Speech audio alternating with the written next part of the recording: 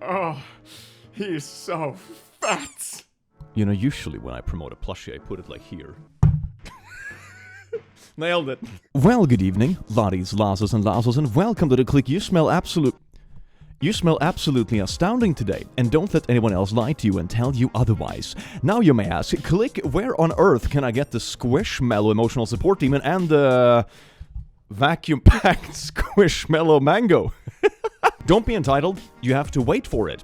Speaking of entitled people, today we're gonna do something absolutely beautiful. We're gonna look at r/entitled people. Who would have thunk it? So just sit back, relax, and enjoy. Mwah. I like how voluptuous he is. If you do this, he just like... Literally me being hungover after a day at the pub. Come here, give me that ass. Oh my god, it's so fucking huggable. Oh yes, indeed. r/entitled people. Someone tried to steal our campsite. We have got a good group of friends and we camp together every year for Labor Day. 7 adults, 7 kids, 3 cars. We paid extra for the 3rd car and we are under the per person maximum per site. Reservations open 11 months in advance. Oh my god. We book the same large site every year 11 months in advance. This is, hands down, the best site in the campground. Pull through for the camper, off by itself, huge space, set up from the road, facing the woods, A+++ site. Some of the sites are much smaller. I was the first to arrive at the campground at about 9 p.m. Friday night. Every site is full except for one, and it isn't ours. It's the next site over, and it's a site that clearly can't fit a 32 trailer. We're kind of in Methlahoma out there. Okay.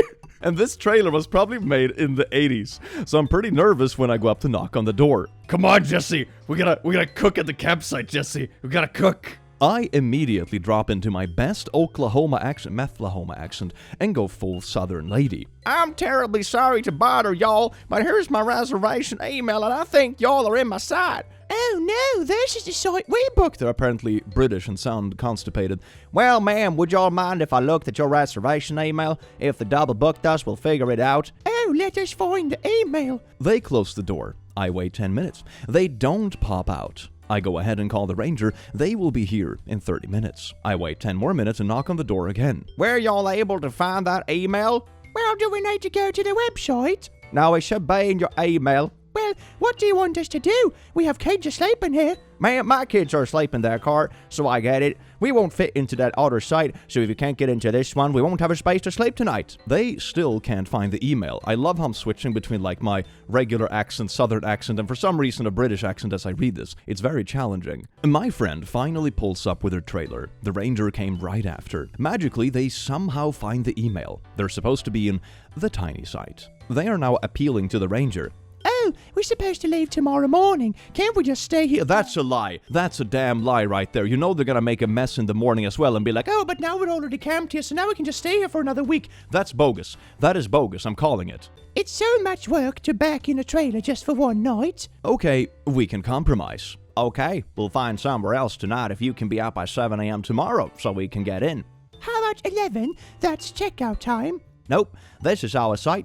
Will be nice, but we got a full day tomorrow and we need to be set up by 8 a.m. That's so early. We have kids, but I guess we can be out by then. The ranger sees right through the potential drama that would happen at 7 a.m. next morning and says, nah, you need to go ahead and move tonight. But we have sleeping kids. The ranger points to me. So does she. You need to move. Much cussing and grumbling, but they finally move their RV. Takes them a solid 45 minutes to get it slotted into that microscopic site. And here we are. Sunday afternoon, and their loud kids and their off-leash rat dogs are still at the site next door. Yeah, exactly. They weren't leaving the day after. I called it was bogus. The sites are fairly well spaced, so at least it's muted by the trees. Yesterday morning, one of the kids screamed, "Why aren't we in the noise site anymore?" The mom, maybe grandma, I honestly was reading a book and not looking, then screams back, "Well, those people over there took our site." Should have booked earlier, my friends. Normally, we cook more food than we can eat and share with our neighbors.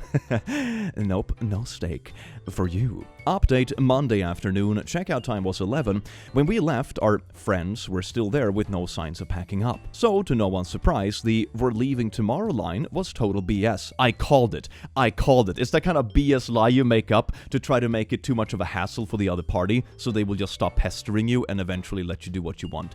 Total bogus. There were 3 adults in the site that we saw. 1 man, 1 older woman, and another woman who was maybe mid-40s, plus a handful of small children. The older lady was by far the most argumentative of them, but the whole interaction never escalated beyond passive-aggressive comments. The younger lady was quieter, maybe embarrassed on the behalf of her family. Shock of all shocks, the younger of the 2 women came to us yesterday evening and apologized for the other woman's behavior. We told her it was a bad idea, but she wouldn't listen. She wanted a bigger site. She always tried to pull crap like this. She was extremely apologetic. Ah, yes, the horrible experience. Daughter of a Karen. That could be an entire book series. So, all is well that ends well. We lost an hour or so at the beginning of our trip, but had an amazing weekend with friends. We got a story out of it, and the neighbors didn't try to slash our tires. Looks like the bar is in hell out in old Methlahoma. A successful weekend. Happy camping to y'all. I would not be surprised if the Karen in the story does exactly the same thing when they're like boarding airplanes. You know, they try to get on as fast as possible, so they'll snag a window seat or an aisle seat that they don't actually have, and they made a fuss about leaving. It's like, oh my god, my leg hurts, I can't really move. Can't you just take my way shittier seat that I knowingly selected not to pick and hope no one would board and actually take this one? It's the exact same person.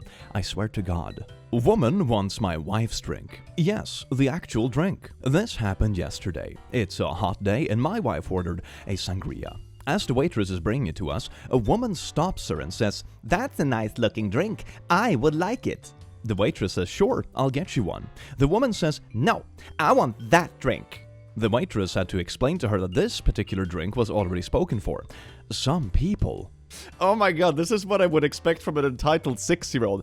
Look, I want that lollipop. Oh yeah, honey, I'll buy a lollipop like that. No, I want her lollipop. I don't want the new one, I want hers. The important thing isn't to win, it's that someone else loses. Entitled neighbor tries to claim that my delivered package is theirs. I got home from work a little while ago and got a notification that my package was almost here. I got to wait for my delivery, and when I get there, the truck is there.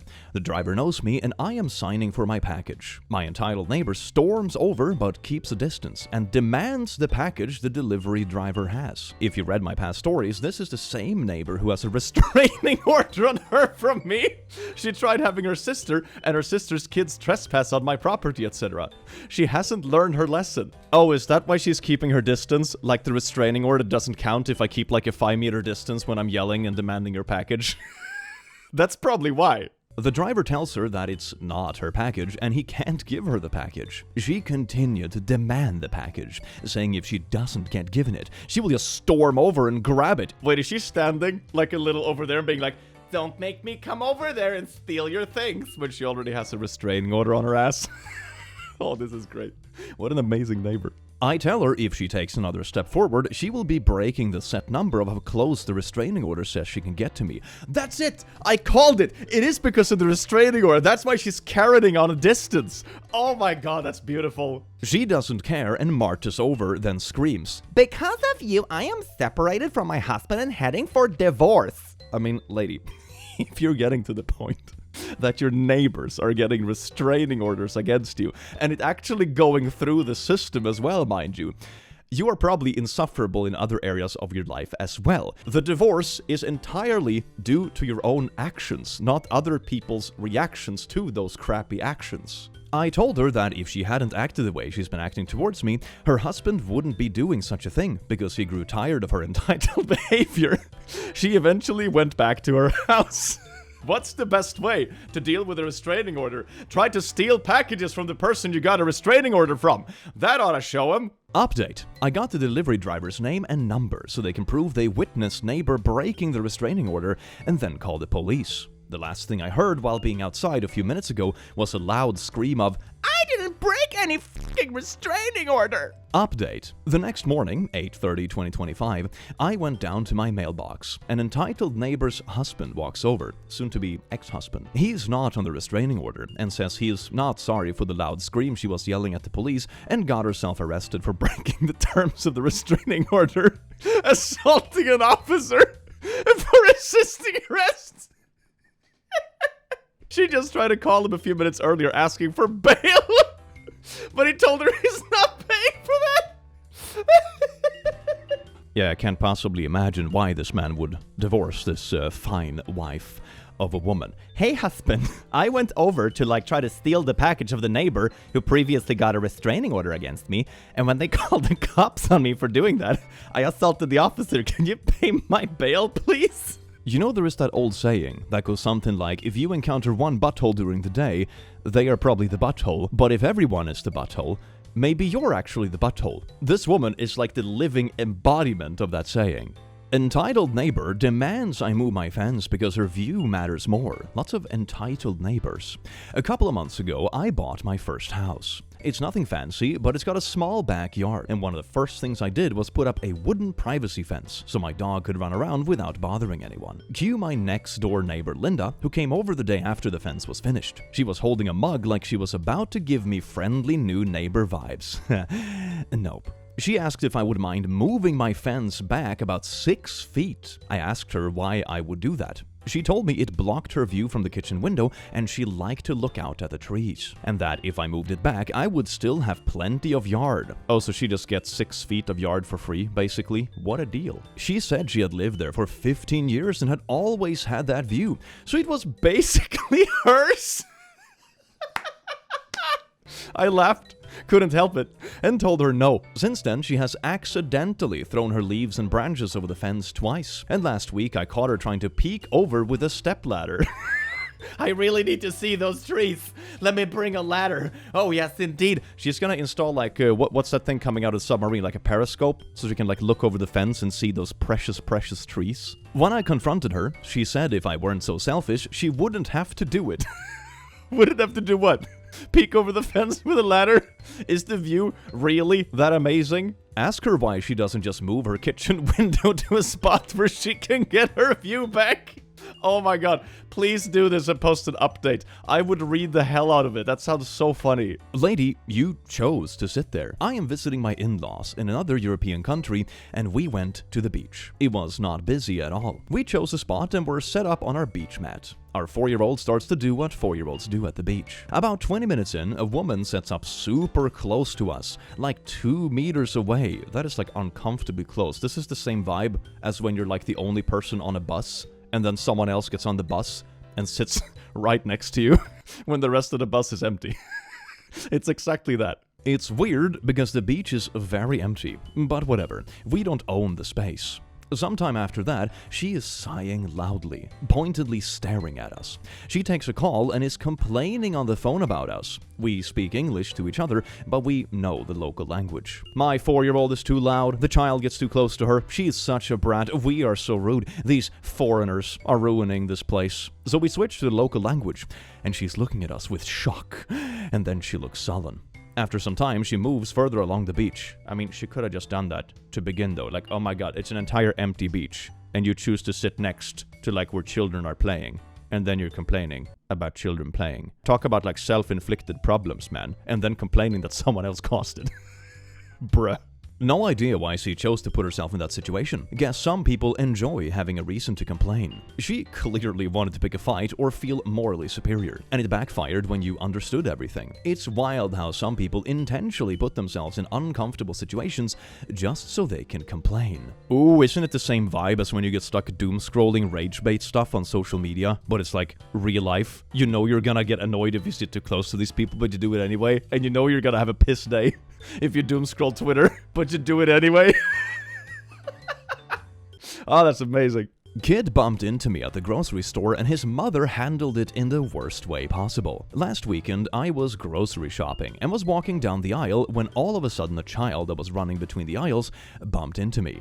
I guess he must have been around 8 years old. Now, neither of us fell or anything, but for the child it was quite the bump. He stumbled backwards a few steps. He looks up and says, Sorry, mister. Just as I was about to say, oh, it's okay, buddy. His mother shows up behind him, grabs him by the wrist and lead him away. I hear her say, Don't apologize. It's his mistake. He didn't see you. This actually shocked me. The child was behaving perfectly as any polite human being would, yet his mother is steering him towards rude behavior. The mother has obviously been entitled for who knows how long. Nothing is ever her fault.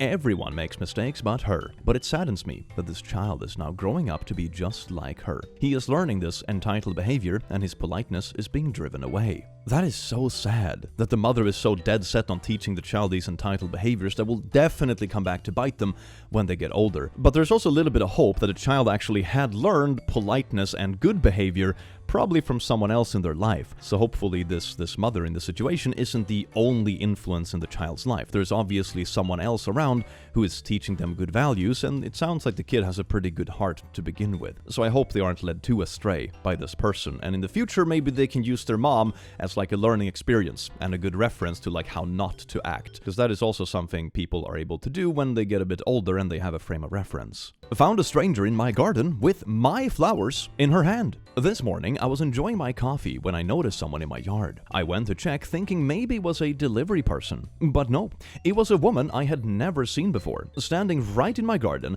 picking flowers I had planted and cared for all season. When I asked her what she was doing, she just smiled and said, They're so pretty. I thought you would not mind if I took some. I was too stunned for a second to even respond.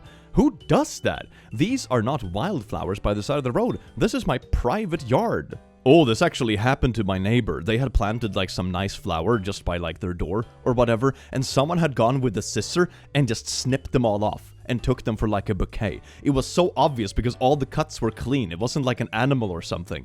It's amazing how entitled people are. Like, Jesus Christ, man, you're gonna like walk into someone's property with scissors instead of just, I don't know, buying a couple of flowers or picking them off somewhere else like in the woods. Dear God. Her brunch plans were more important than her dad's surgery, but maybe it was a very fancy brunch. I am a 30F surgeon, and earlier this week I was scheduled to do a gallbladder laparoscopic colonoscopy removal on a patient. Nothing experimental, but important enough that you don't just push it off unless you absolutely have to. His adult daughter, maybe in her mid-20s, comes up to me right before we're about to head into the OR and asks if we can move it to later in the afternoon because she and her brother had brunch plans. Brunch? While her dad was literally waiting to have surgery. At first, I didn't know if I was supposed to laugh, because I didn't know if she was joking or not. She was very serious. Thought about walking away, but then I had to keep it cool, and explain to her that surgery isn't like a haircut you can reschedule, or a plate to wash later. She didn't seem to be moved, and she was still insisting, and said, You're the doctor? You can have another appointment to bump someone else. That's your job, and have I done later. I bit my tongue, but inside I was boiling. Like, sorry, your father's health is messing up your pancakes and mimosas.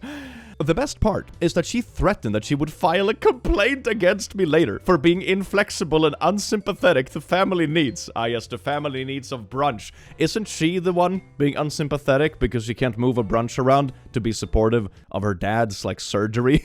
It's always so fascinating that the people who are the least empathetic will always accuse everyone else of not being empathetic. I will never understand people like that. I work insane hours, miss holidays, go without sleep, and somehow I am the bad guy because I wouldn't reschedule surgery around brunch. But don't you realize I am having this brunch for mental health reasons, and you're a health professional, so you're actively harming my family when you're not taking into consideration my bike. Is my neighbor taking the piss with my outdoor socket? Came home a few times last week to find an extension lead sneaking from my neighbor's garage into the socket on the back of my house. I unplugged it the first time, figured it was an honest mistake. Then I caught him doing it again. I had a quiet word, said, Mate, that's my leg you're using, it's on my meter. He just laughed it off and said, it's only pennies and the estate management covers it anyway. It definitely does not. He did it again while I was out, and now fitted a lockable cover over the socket. I mean, that's a very simple fix, I suppose. You don't even have to convince him that he's doing something wrong. You just shut that down. This morning, I find a note through my letterbox saying, since I have blocked the community socket, he will need to charge his e-bike inside my house when it rains. Doesn't he have his own house? Why is he gonna drag his dirty bike into your house to charge it? What is this neighbor doing? And if I could just leave my back gate unlocked for him on Saturday? The absolute cheek! I am not trying to cause a war here. I even offered to go halves on getting a Sparky to fit an outdoor socket on his own wall, and he refused. Now I hear he's telling other neighbors I am being tight. Have I gone over the top by locking it, or is he just a cheeky sod? I don't know whether to just ignore him or ring 101 for advice. This is just mad. I would definitely inform some kind of, I don't know, estate management or whatever context you're like having this place under, because he's actively telling everyone around you that you're in the wrong, that you like locked a socket that he has the rights to, even though he's like trying to break into your house to charge his e-bike. Doesn't he have his own sockets? This is so strange, man. I always struggle to tell if people like this are actually malicious and are just trying to like casually push past boundaries and stuff and hope that no one will cause a fuzz, or if they are actually this silly that they don't understand what they're doing is wrong. I remember there's a similar viral video going around when the neighbor is super upset that someone put a password on their Wi-Fi, and they're like, but I'm entitled, you can't block me from the internet is for everyone. It's like, yeah, but it's my Wi-Fi and you're throttling it, so I put a password on it, and the neighbor is like super entitled about it and like weird about it, and I struggle to understand if they're just entitled or if they genuinely don't understand. Or maybe it's a bit of both. Or maybe they're pretending to be stupid, you know, just weaponized incompetence or whatever. Entitled bride trying to ruin my career over raw footage. I am 40F and I work as a videographer. This has been my profession for years, and things usually go smooth because I keep everything in writing, and I'm pretty strict about contracts. This particular client booked my basic package for her wedding about 6 months ago. That is 6 hours of filming, highlight reel, and a short film, and nothing more. The wedding itself was stressful enough because she kept bossing me around like I was her personal assistant instead of the videographer. Still, I pushed through and delivered what she paid for. On time. But the second she got the final edits, she demanded all the raw footage. I explained again that raw footage isn't included. It's not in the package, neither was it in the contract. And honestly, no professional hands over unedited files unless the client pays extra. They are huge files, hours of shaky duplicate shots, and once you hand them over, people use them and then blame you when it looks bad. Oh yeah, this part is actually true. I have hired professional photographers a couple of times when I've done like album covers and that sort of thing. And they are very particular with which photos they want you to use, because otherwise it makes their work look bad if you like reference who actually took the photo, you know, because they will have their name on it. So that is a very important thing that is pretty standardized in these sort of contracts. And also makes perfect sense when you think about it. She became very aggressive and told me I stole her memories, accused me of trying to ruin her wedding, and she said she was going to trash my name online if I didn't hand it all over. This was after she had even cried on the phone and tried guilt-tripping me, saying she couldn't relive her big day without every single second I filmed. And you just know that this person is gonna upload like the shaky bad photos that were never used, and then be like, oh my god, I paid so much for this, look at my blurry memories. You just know this person is also gonna misuse this stuff if they were actually given the files. And also, if you're looking for just more casual photos of the day, people usually like take plenty of photos with their phones and stuff throughout the day and just make a drive and let all the guests upload their photos. That is also perfectly fine. Or have like a second photographer, just an amateur friend or something that are just snapping photos during the day that is much more casual, that isn't someone who is making a living off of their portfolio actually looking good, so they don't want to hand over raw footage, you know? There are so many ways to solve this if the goal is to just have like continuous, like casual photos throughout the day that doesn't involve whatever this is. It got very ugly. She shouted, I hung up. Then she started posting online that I ruined her wedding video, tagging vendors and trying to blacklist me. Thankfully, most people in the industry knows exactly how these situations go, and my contract protects me.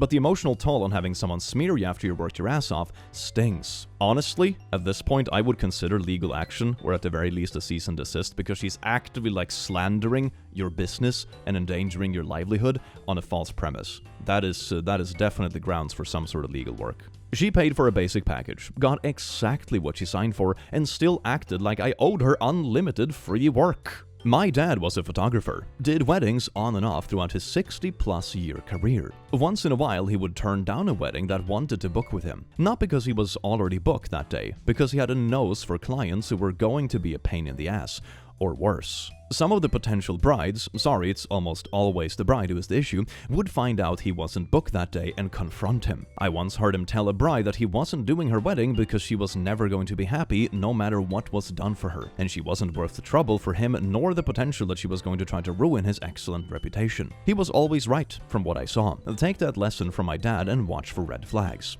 Not every wedding is worth doing. Oh my god, I feel the same way of like offers I get as a YouTuber, whether it be offers for like certain projects or like sponsors or like agencies that want to sign with you and that kind of stuff, and you just know pretty early on who is going to be insufferable about it. Like, I have literally had representatives from sponsor tell me like, oh, you need to write our legal work for us for the contract we're going to sign, and I'm like, no, that's not happening. It's so weird, man. And you just know who's going to be insufferable very early on because they all follow the same pattern for some reason. It's fascinating. Gave up my seat. So I had the reverse of giving up my seat story that I thought I would share. I had been working in San Jose, Costa Rica for a few weeks and was dead tired and ready to go home. The company booked me on a 3-hour return trip from Costa Rica to Florida in premium economy and at my request, an aisle seat. Anyway, as I am going to my seat, I see a rather large woman already sitting there. As I checked my ticket, she explained that she had sprained her ankle and if I would mind sitting in the middle seat, as she was having trouble getting in and out of the seat. I looked at her and realized that she and I were probably the same age.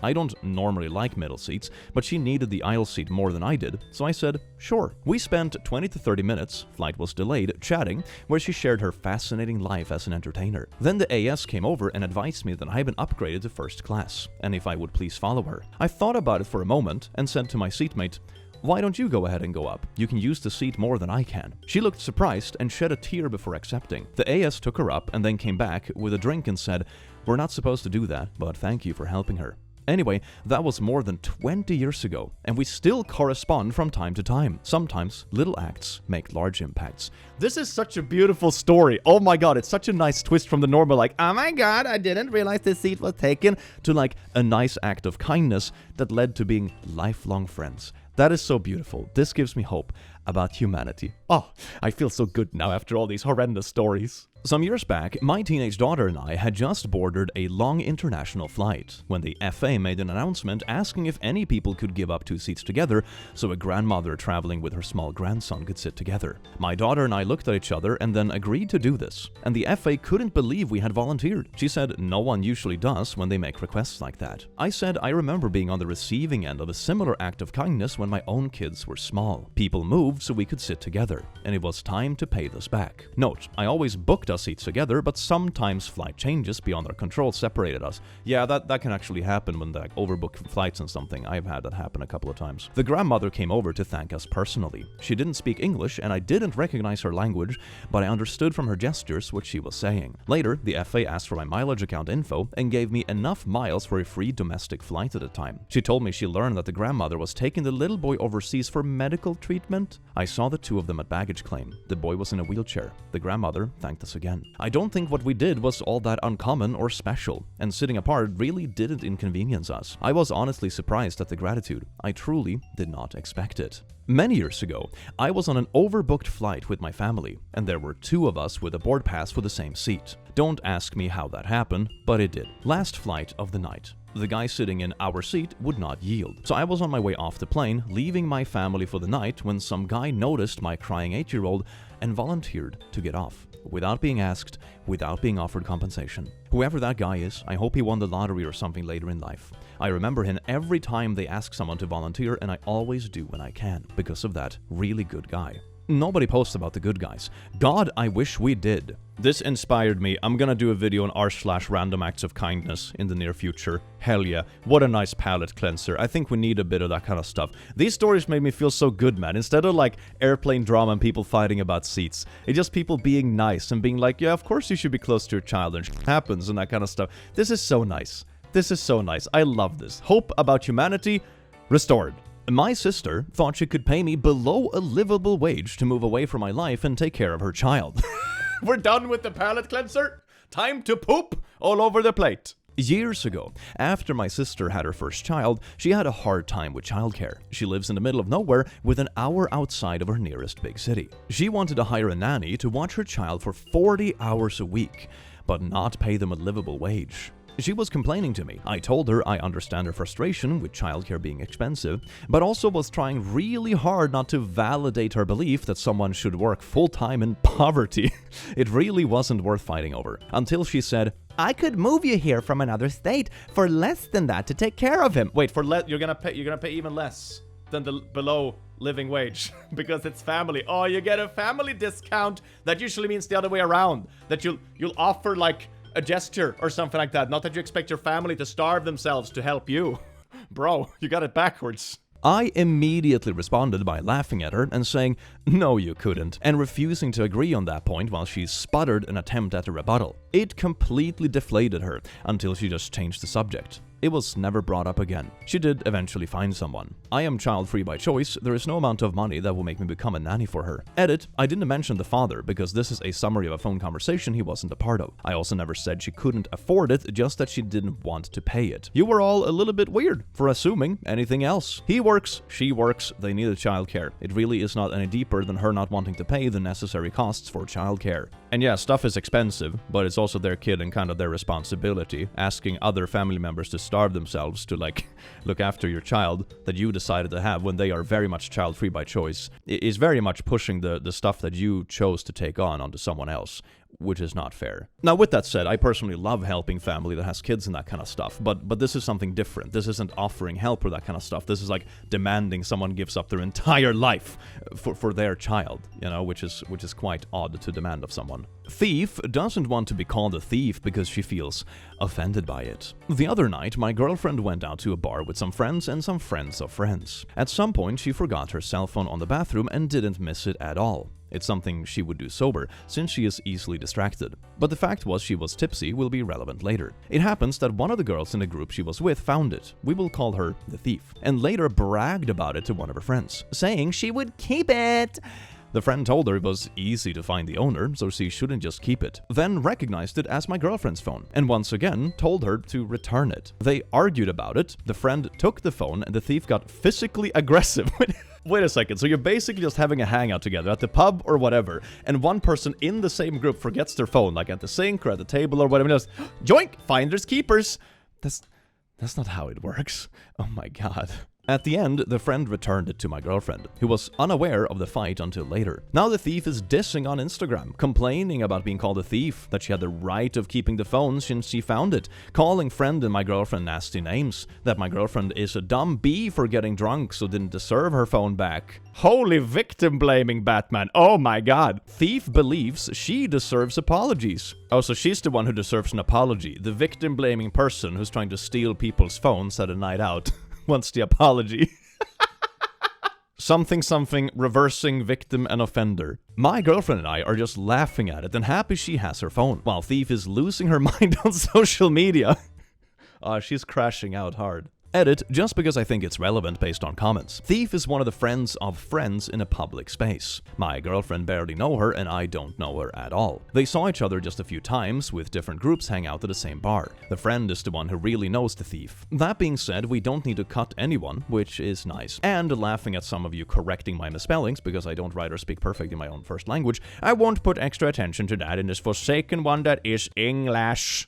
She borrowed my laptop charger, then tried to keep it. And so many of these stories are basically just stealing with extra steps. I was working at my usual coffee shop when a woman came in and asked if she could borrow my charger. Just for a second. No problem. A minute later, I see her unplug it, drop it into her bag, and start walking away. That's mine. Oh, I thought you wouldn't mind. You probably have more at home.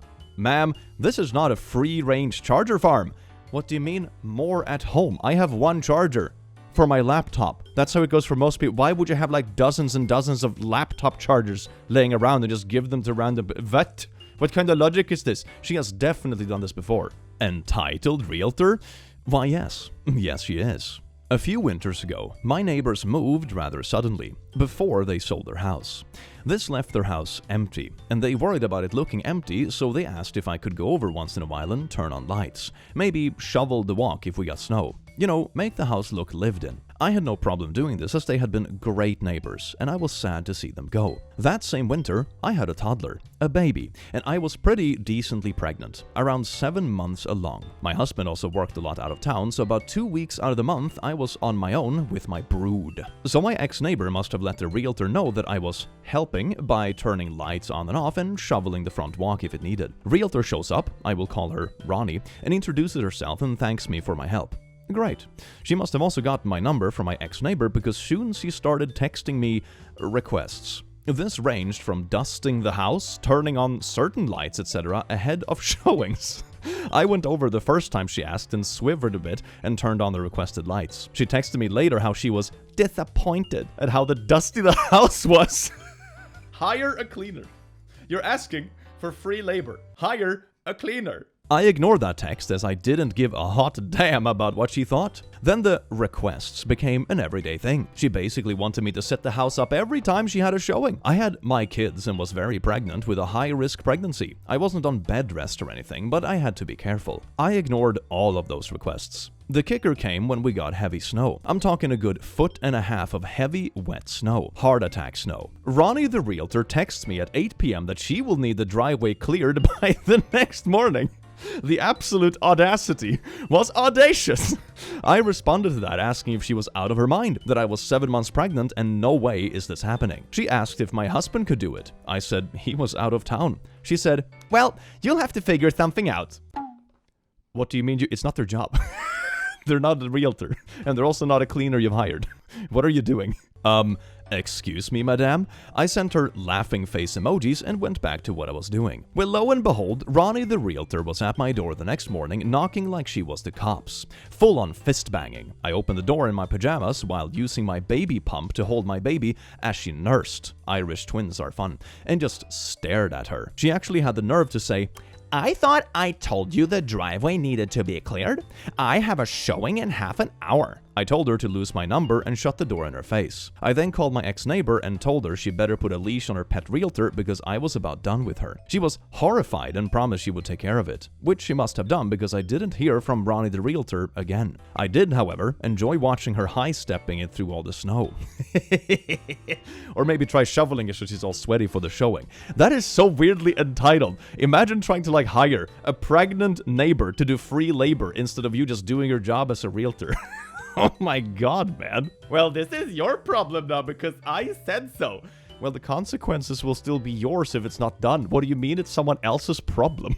A family friend demanded to borrow my car for a week because of a very important trip. A family friend called me out of the blue, all sweet at first, asking how I was. Then she casually drops, so I need your car for about a week. I have this really important trip and I figured since you barely drive yours anyway, it would not be a big deal. I told her very politely that I do not lend my car to anyone. She instantly flipped, telling me I was being selfish and not thinking about how important this is for her. For the record, my barely driven car is how I get to work, run errands and live my life. And this very important trip, a beach vacation with her boyfriend. If you were a good friend, you would buy her own car to go to the beach. They're going to celebrate her birthday, you know? Plus her grandmother has cancer and she is worried her cats have cancer too, some kind of cat cancer. But you don't even care. And it's Christmas. Cat Christmas cancer. Love me some cat Christmas cancer. Or just get a rental car. Dear God, a normal adult. Entitled customer tried to return a used cake after the party. Wait a second. What do you mean used cake? This is something I expect to see on Crackhead Craigslist. Lightly used birthday cake, 50% off. Wait, what do you mean lightly used? Only one child licked it? Working at a cozy little bakery, you see all kinds of interesting characters, but some just take the cake. Pun intended. Last month, a woman came in to order a massive birthday cake for her son. She was all about the glitz. Extra frosting, fancy toppers, the works. We poured our hearts into it and sent her on her way with smiles all around. Not a single complaint when she picked it up. Fast forward to the next afternoon. The door slams open and there she is again. But now with a half-eaten cake. We called it a used cake. In the business, it's still good for selling, it's just lightly used. What's left is just crumbs and frosting smears. Now, it's lightly used cake. She shoves the box across the counter, scowling, and launches into a rant about how the cake ruined the mood for everyone because it tasted stale. She actually demanded a full refund. But it looks like you ate it, though. I tried to stay polite, explaining that our bakery does not refund mostly eaten cakes, which, by the way, looked like they had been devoured pretty enthusiastically. I asked if anything seemed wrong when she picked it up. She rolled her eyes and insisted that we needed to take responsibility for not being fresh enough. I mean, chances are the cake was also left out for the entire day during, like, you know, a yard party or something like that. And they're like, oh my god, the cake is lukewarm or whatever. Yes, because you left it in the sun for 6 hours, Karen. Holy shit. When I gently pointed out that her family must have enjoyed it, seeing as half of it had vanished, she doubled down and snapped that we should be grateful for her feedback. Luckily, my manager backed me up. No refund. As she stormed out, she threatened to ruin us on social media. It's been weeks, and we are still here, still baking, and haven't heard a peep about it online. Sometimes you really have to wonder how some people trick themselves into thinking the rules just aren't for them. What do you mean the rules aren't for them? You never heard of a bakery that just sells a bit of like used cakes? You know? For a bit of a discount? Used cake? Expiration date? Sometime 3 years ago? Well, laddies, lasses and lasses, I do hope you enjoyed the video as much as I enjoyed having you here, and hope you're looking forward to super squishy big little demons that look like potatoes. It's gonna be absolutely amazing. Have an amazing rest of your day or time. 22 to 22. See you in the next video. Take care. Mwah.